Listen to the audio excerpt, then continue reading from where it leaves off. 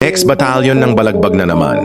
Mga rap artist na pahanga at napabilib sa sunod-sunod na release ng XB. Looney napansin ang husay ni Katana sa paggawa ng tugmaan sa battle rap.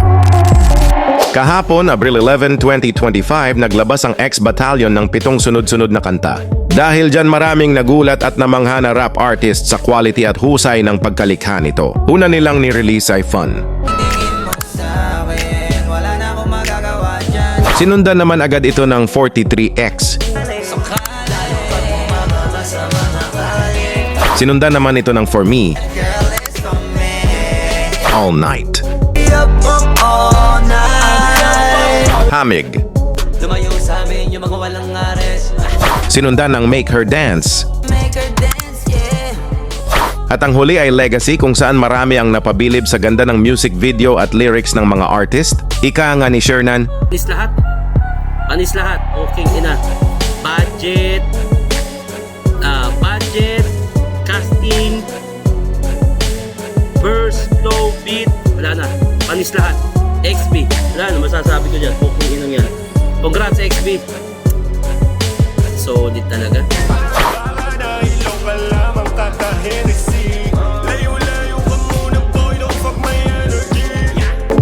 Break It Down naman ni Looney na pabilib ito sa mga magagandang rhyme ni Katana sa laban niya kontra Manda Baliw.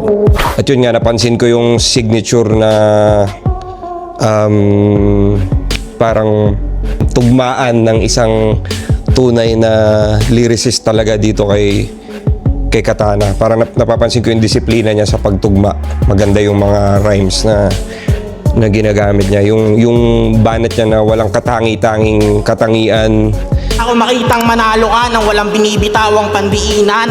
Ang tumatanggap ng talo, yung mas magaling, tila hindi na to pagalingan. At ang binibigyan ng parangal, yung walang katangi-tanging katangian.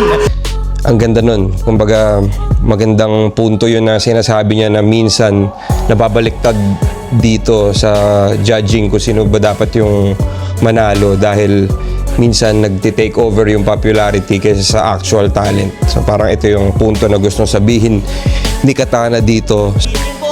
Di masama yung gantong mukha, pero labanan to ng estilo at patalasan. Ang masama yung pagsamantala mo dito ng kababawan na yan mismo ang kasangkapan. Kaya sige magpabibo ka lang dyan habang sila'y napapangiti mo't nagagatasan. Ngunit ang hangaan sa talinong tangan-tangan, yun ang di mo mararanasan. Galing. Ang galing tumugma ni Katana. Galing nun. Consistent yun yung rhyme scheme niya dito sa last series ng mga bars na to. Sige magpabibo ka lang dyan habang sila'y napapangiti mo't nagagatasan. Ngunit ang hangaan sa talinong tangan-tangan, yun ang di mo mararanasan.